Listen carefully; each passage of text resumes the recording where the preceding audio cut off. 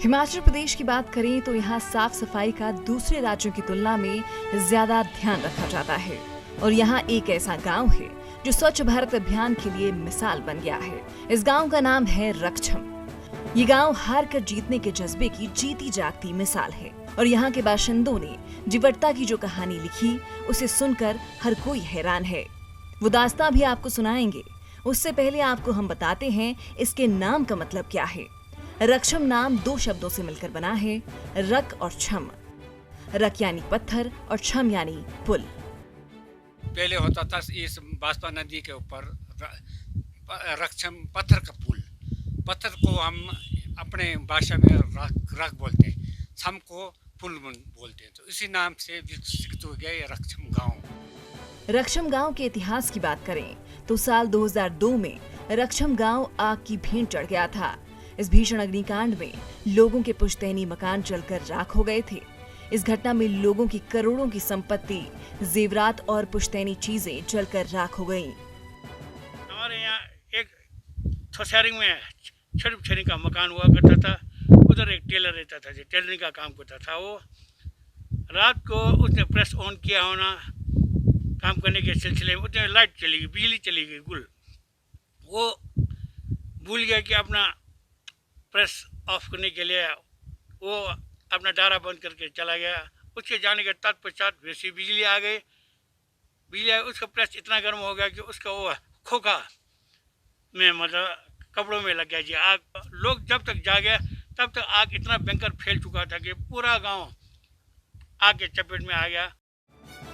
गांव को दोबारा बसाने के लिए लोगों ने एक दूसरे की सहायता की। करीब 1.5 से 2 साल लगाकर गांव को फिर से बसाया गया। इस गांव की एक खास बात यह है कि यहाँ पर रहने वाले ग्रामीणों को गांव के हर नियम का ख्याल रखना पड़ता है। जो ग्रामीण सर्दियों की वजह से बाहरी इलाकों में अपने पशुओं के साथ चले जाते हैं, उन्हें नियमानुसार अप्रैल महीने के मध्य तक गांव में अपने पशु और परिवार को लेकर गांव में प्रवेश करना अनिवार्य है। ऐसा न करने पर गाँव उन ग्रामीणों से जुर्माना वसूल करता है।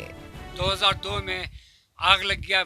2002 में रक्षम गांव पूरा जल के समाप्त हो। उसके बाद भी हमने इतना मेहनत करके गांव में आपस में मिलजुल कर बड़े बारी डेवलप करके इस गांव को मॉडर्न गांव बनाया और मॉडर्न गांव का हमारे को पुरस्कार राष्ट्रपति अवार्ड मिल गया।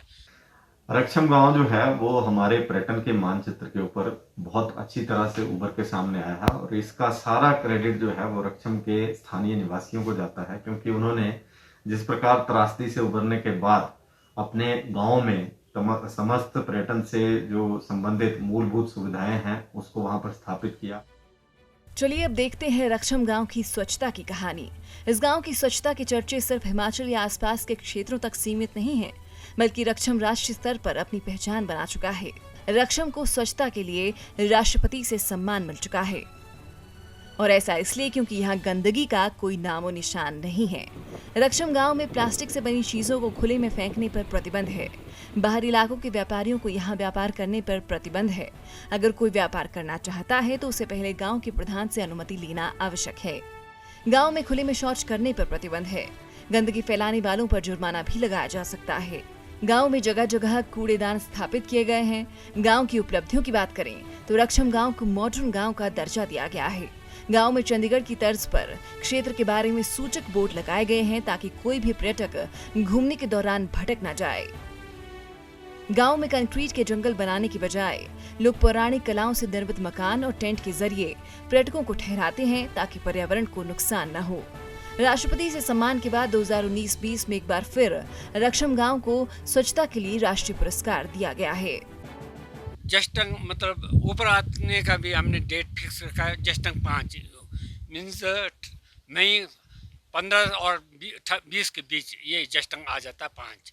उस दौरान कंपल्सरी सब गाँवों को ऊपर रक्षम में ही पहुँचना। गाँव में नहीं पहुँचा तो हम उन व्यक्ति के खिलाफ फिर स्पेशली फाइन रख देते हैं।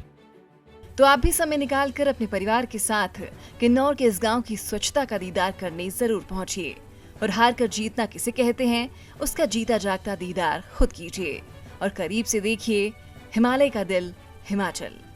ईटीवी भारत के लिए किन्नौर से अनिल नेगी की रिपोर्ट।